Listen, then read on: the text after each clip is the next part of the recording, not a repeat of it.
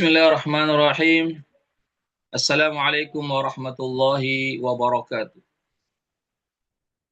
Alhamdulillahirabbil alamin. Wassalatu wassalamu ala asyrafil anbiya'i wal mursalin wa ala alihi wa sahbihi ajma'in. Amma ba'd. Ikhwatal Islam rahimakumullah. Para peserta kajian hadis yang dirahmati Allah. Pertama-tama kita senantiasa memuji Allah Subhanahu wa taala dan bersyukur kepadanya atas segala limpahan rahmat dan hidayahnya, sehingga pada kesempatan kali ini kita masih diberikan nikmat kesehatan dan kesempatan, kekuatan, nikmat taufik dan hidayahnya, sehingga kita dapat bersua kembali di ruang Zoom ini dalam kajian hadis. Salawat dan salam senantiasa tercurahkan kepada junjungan kita Nabiullah Muhammad sallallahu alaihi wasallam beserta keluarga dan para sahabatnya, para pengikutnya yang tetap setia berpegang teguh kepada sunnah-sunnah beliau dan para sahabatnya hingga hari kiamat kelak. Amin ya rabbal alamin. Ikhwatal Islam rahimakumullah. Insyaallah pada pagi hari ini kita melanjutkan kajian hadis dari kitab Syarah Riyadhus Shalihin yang ditulis oleh Syekh Muhammad bin Shalih Al-Utsaimin rahimahullah ta'ala, yang merupakan kitab penjelasan dari sebuah kitab yang sangat terkenal, yaitu kitab Riyadhus Shalihin yang ditulis oleh Al-Imam An-Nawawi rahimahullah ta'ala. Kita masih berada pada bab tentang muraqabatullah, yaitu pengawasan Allah Subhanahu wa ta'ala terhadap hamba-hambanya. Sekarang kita masuki pada hadis yang ke-63. Insyaallah pada kesempatan kali ini kita akan membahas dua hadis karena hadisnya sangat berdekatan secara makna. Hadis 63 dan hadis 64. Saya akan bacakan dulu teks hadisnya, ya, yang bunyinya, An Anasin radhiyallahu anhu qala innakum ya ta'maluna a'malan hiya adaqqu fi a'yunikum minasy-sya'r kama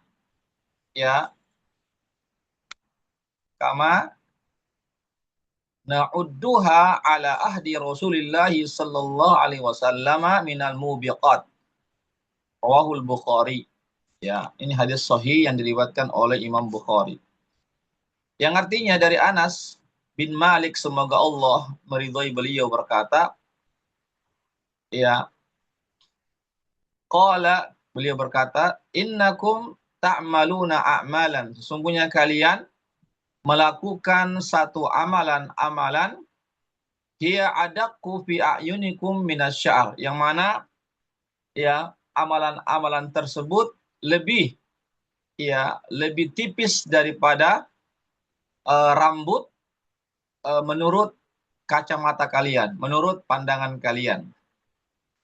Kunna na'udduha, padahal kami dulu na'udduha menganggap amalan-amalan tersebut ala ahdi Rasulillah, di zaman Rasulullah, minal mubiqat, termasuk amalan-amalan atau perbuatan-perbuatan yang dapat membinasakan kami. Ya, hadis riwayat Bukhari, hadis sahih. Ya, di sini sangat jelas ya persepsi atau pandangan kita yang hidup di zaman sekarang dengan pandangan sahabat tentang masalah perbuatan dosa misalnya. Ya, kalau perbuatan dosa atau perbuatan kita anggaplah itu perbuatan yang remeh-temeh misalnya. Ya, artinya tidak apa-apa ditinggalkan, ya, karena kita menganggap itu adalah perbuatan yang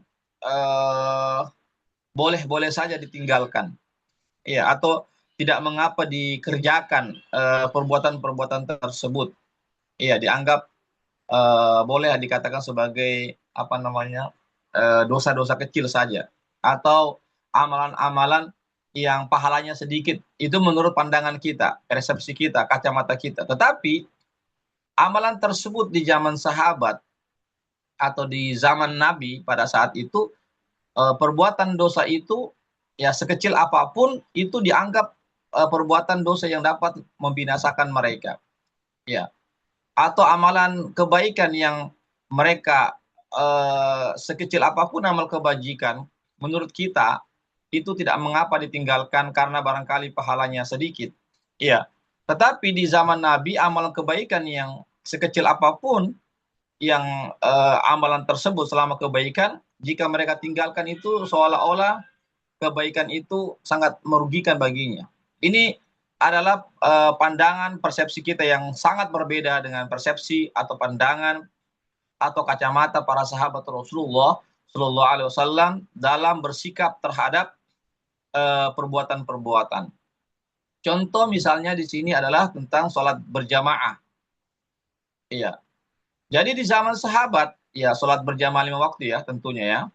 Di zaman sahabat atau di zaman Nabi tidak ada sahabat itu yang meninggalkan sholat 5 waktu kecuali kalau ada uzur sakit yang mana mereka tidak bisa berjalan ke masjid. Ya atau yang tidak menjalankan sholat 5 waktu berjamaah di masjid kalau bukan orang yang sakit atau orang yang munafik.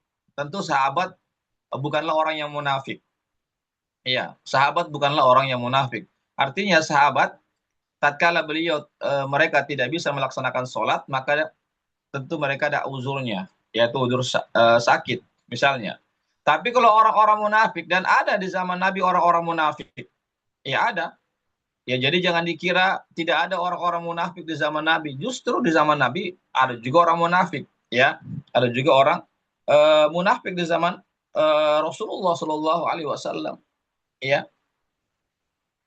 Iya. Artinya adalah orang-orang munafik ini mereka tidak melaksanakan sholat berjamaah 5 waktu.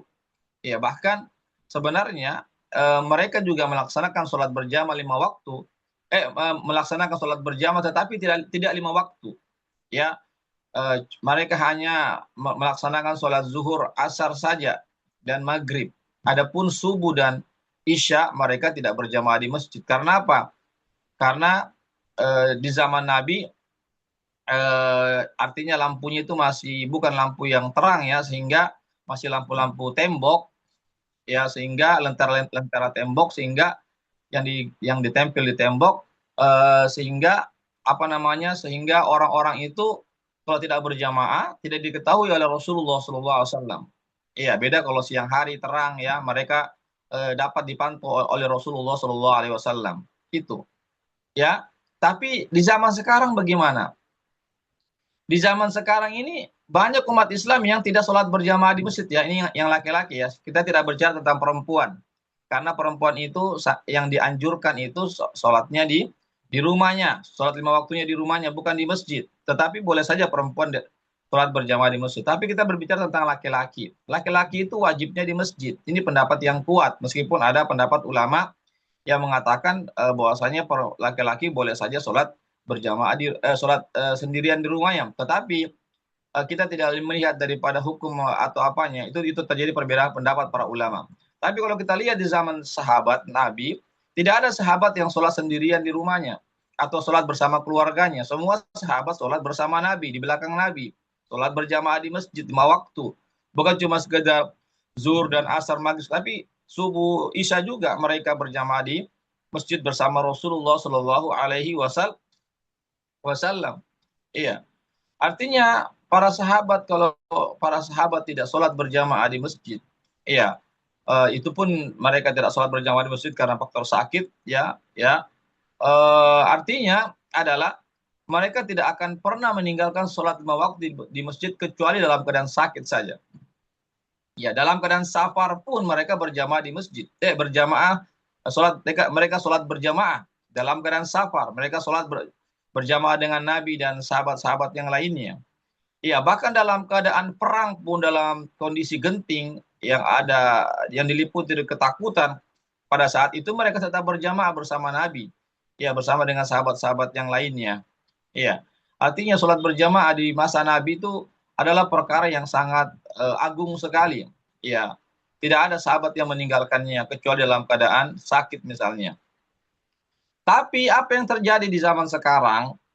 Ya, masih banyak umat Islam yang tidak sholat berjamaah di masjid bagi laki-laki. Dan itu dianggap biasa, dianggap perkara remeh-temeh, dianggap perkara yang biasa-biasa saja, tidak mengapa ditinggalkan. Padahal di zaman Nabi tidak ada sahabat yang meninggalkannya. Nabi pun tidak pernah meninggalkan sholat berjamaah kecuali dalam keadaan sakit.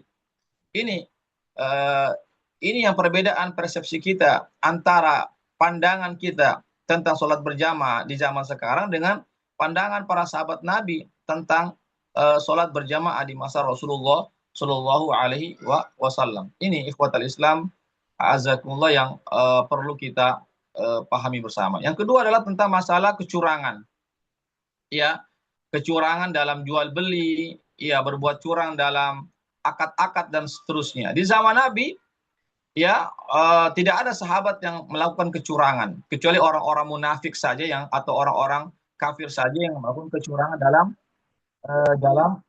jual beli itu. Ya, ini ikhwatal Islam, azakumullah, ya, harus kita pahami bersama tentang masalah ini. Ya, oleh karena itulah sehingga Nabi mengatakan dalam hadisnya, man ghasyya falaysa minna atau falaysa minni. Siapa yang berbuat curang, maka dia bukan dari umatku, dari golonganku.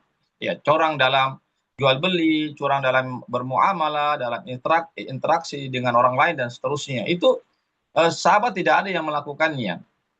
Ya, hanyalah orang-orang munafik saja yang curang dalam apa namanya, dalam jual beli. Iya, ini ikhwatul Islam, azakumullah. Tetapi di zaman sekarang orang berbuat curang gampang sekali. Ya, mengurangi takaran dalam jual belinya, mengurangi timbangan, tidak menjelaskan barang yang sebenarnya, ada yang cacat disembunyikan, tidak dijelaskan kepada pembeli. Ya, banyak berbagai macam cara, ada yang menipu, ya, dan seterusnya, ya. Dan itu dianggap biasa, orang-orang berbuat kecurangan dalam jual beli, dalam perdagangan, dalam bisnis, itu dianggap biasa. Padahal, ya, padahal di zaman Nabi, ya, padahal di zaman Nabi itu perkara yang sangat berbahaya, ya, termasuk perkara yang dapat membinasakan mereka. Ini ikhwatul Islam, azakumullah. Kemudian yang berikutnya adalah contoh yang lain, misalnya dusta, berbohong, ya. Di zaman sahabat tidak ada sahabat yang berbohong, ya, tidak ada yang berbohong karena mereka menganggap bahwasanya berbohong ini adalah perbuatan dosa yang membahayakan mereka, yang dapat membinasakan mereka. Iya, dan Nabi melarang mereka untuk berbuat bohong. Allah Subhanahu wa taala juga demikian melarang kaum muslimin untuk untuk berbohong. Iya, lawan daripada bohong adalah jujur, jujur dalam perbuatan dan tindakan. Tapi sekarang, zaman sekarang orang tuh gampang sekali berbohong, ya. Gampang sekali orang menipu, berbicara tidak sesuai dengan faktanya, menjadi saksi palsu dan seterusnya. Ya, dan dianggap itu berbohong itulah perkara-perkara yang biasa-biasa saja atau dikatakan dosanya kecil misalnya. Padahal di zaman Nabi itu berbohong itu adalah perkara yang sangat luar biasa, yang berbahaya, yang dapat membinasakan mereka. Oleh karena itu mereka tidak ada yang berani coba-coba berbohong. Contoh misalnya ketika sahabat, ada 3 orang sahabat kalau tidak salah itu sebutkan dalam sejarah, yang tidak ikut dalam perang Tabuk. Iya, iya, tidak ikut dalam perang Tabuk. Iya, ketika Nabi datang, nah, para sahabat yang ketiga ini menjelaskan alasannya secara jujur, dengan jujur. Ya, tidak tidak berkelat-kelit, tidak berbohong. Adapun orang-orang munafik, ya, yang datang kepada Nabi, mereka menyampaikan uzur-uzur mereka dengan cara yang bohong. Ya, dengan cara yang tidak benar, yang tidak jujur perkataan mereka. Lihat ini, ya, bagaimana para sahabat Nabi Shallallahu alaihi wasallam. Karena salah satu tanda daripada kemunafikan adalah apabila dia berbicara, kata Nabi, dia berdusta. Ya, ini ikhwat Islam azakullah yang harus kita pahami bersama dalam masalah ini. Ini diantara, ya, diantara contoh-contoh saja, ya, tentang masalah ini. Baik, sekarang kita masuki pada hadis yang ke-64. An Abi Hurairah radhiyallahu anhu anin Nabi sallallahu alaihi wasallam qala innallaha yughar wa ghairatullahi ta'ala an ya'ti al-mar'u ma harramallahu alaihi. Dari Abu Hurairah, semoga Allah meridhai beliau, berkata, Dari Nabi SAW bersabda, Inna Allah Ta'ala yughar. Sungguhnya Allah Subhanahu Wa Ta'ala itu maha cemburu. Iya. Wa ghairatullah, dan kecemburuan Allah itu tatkala ya hambanya itu ya melakukan perbuatan yang diharamkan oleh Allah Subhanahu wa taala. Ya, itu adalah kecemburuan Allah, artinya Allah cemburu, artinya Allah tidak suka ya jika hamba-hambanya itu berbuat kemaksiatan, berbuat apa yang dilarang oleh Allah Subhanahu wa taala. Jadi sekali lagi jangan kita samakan kecemburuan kita dengan Allah. Ya, Allah memiliki sifat cemburu, tapi kecemburuan Allah ini tatkala manusia itu berbuat kemaksiatan, ya melanggar larangan-larangan Allah Subhanahu wa taala. Sekali lagi Allah cemburu, manusia cemburu, tetapi kecemburuan Allah dengan manusia atau dengan makhluk yang lainnya sangatlah berbeda. Sebagaimana juga Allah memiliki sifat-sifat yang lainnya. Ya Allah Allah mendengar, ya Allah berbicara, Allah melihat, tentu pendengaran Allah, penglihatan Allah, pembicaraan Allah akan berbeda dengan makhluknya. Ini yang harus kita pahami bersama tentang masalah ini. Ini ikhwatal Islam, azakumullah, yang harus kita pahami bersama dalam masalah ini. Ya, baiklah, saya saya share lagi lanjutan daripada penjelasan hadis ini supaya kita lebih ya mengetahui lagi ya penjelasan daripada hadis ini. Ya, intinya adalah bahwasanya ya Allah Subhanahu wa taala ya tidak menyukai hamba-hambanya yang berbuat kemaksiatan. Ya. Bukan berarti kita ini adalah malaikat ya yang tidak pernah berbuat kesalahan dan dosa. Tentu kita ada namanya hawa nafsu, ada setan yang menggoda kita. Tetapi yang diinginkan adalah bagaimana kita bisa menekan hawa nafsu kita. Kita bisa mengarahkannya, bukan kita larut mengikuti hawa nafsu itu. Ada upaya kita untuk memperbaiki diri, ada upaya kita untuk merem kita punya hawa nafsu, ada upaya bagi kita untuk mengarahkan, karena hawa nafsu itu sama seperti anak kecil. Anak kecil itu kalau kita tidak arahkan, dia akan berbuat semau-maunya. Ya, maka perlunya pengarahan dari orang-orang dewasa atau orang tuanya.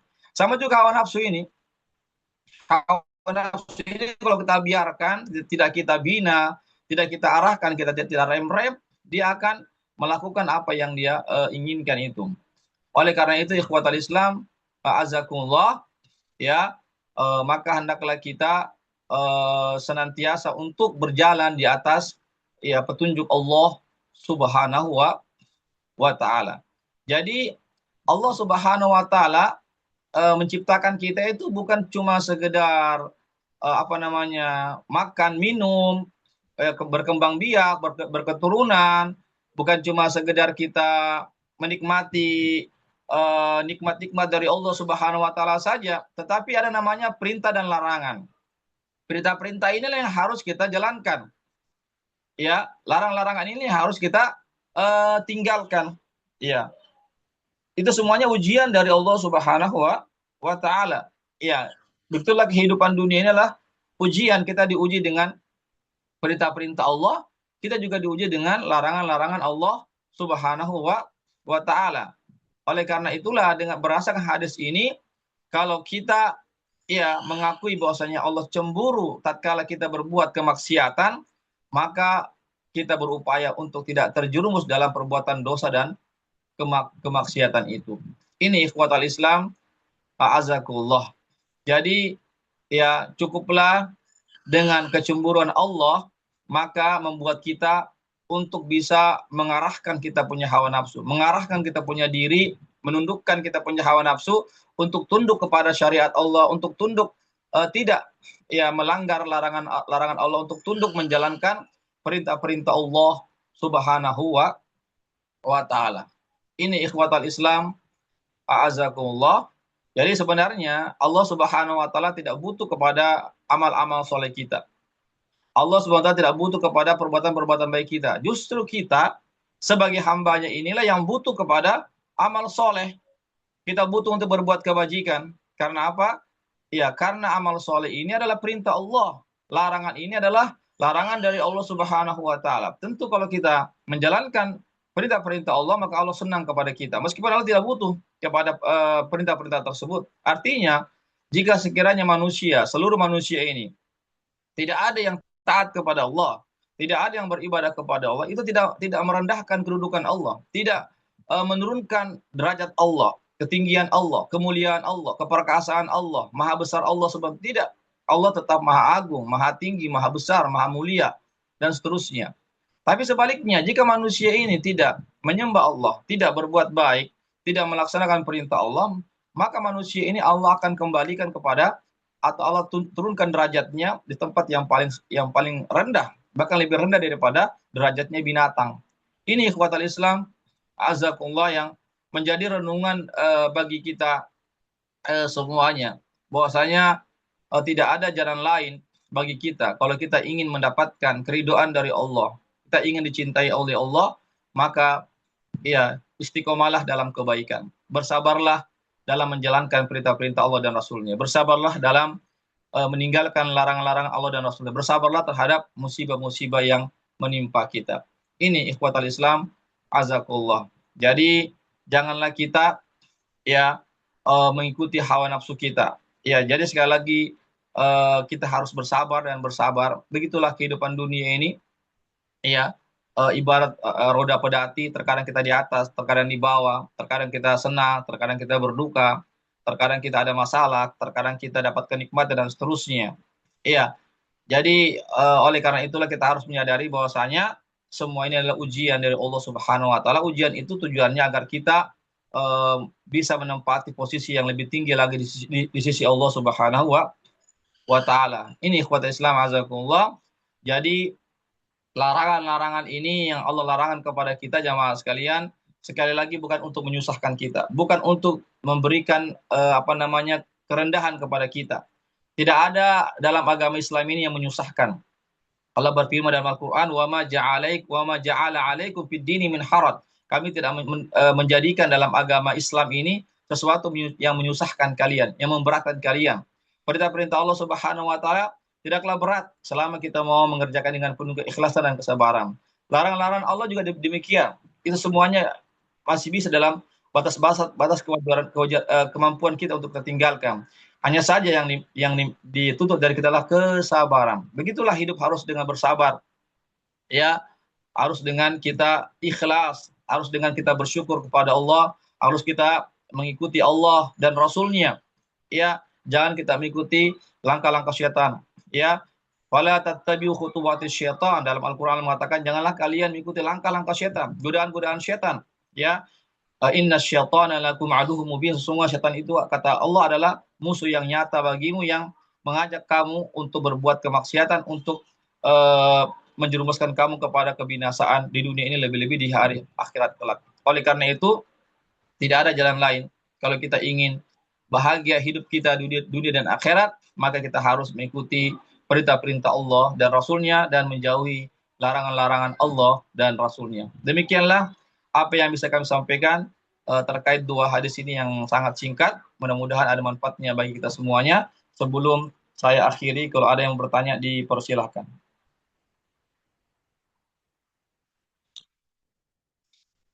Silakan kalau ada yang bertanya tentang dua hadis ini. Ya, baik, kalau tidak ada, mudah-mudahan bisa dipahami semua apa yang bisa kami sampaikan. Semoga kita semuanya menjadi orang-orang yang bersabar, bersabar di dalam menjalankan perintah Allah dan Rasulnya, bersabar untuk tidak meninggalkan larangan Allah dan Rasulnya, dan bersabar terhadap musibah-musibah atau cobaan-cobaan yang menimpa kita. Demikianlah apa yang bisa kami sampaikan. Mohon maaf atas segala kekurangannya. Kebenaran dan kesempurnaan hanyalah milik Allah Subhanahu wa taala saja. Wabillahi taufik. Wassalamualaikum warahmatullahi wabarakatuh.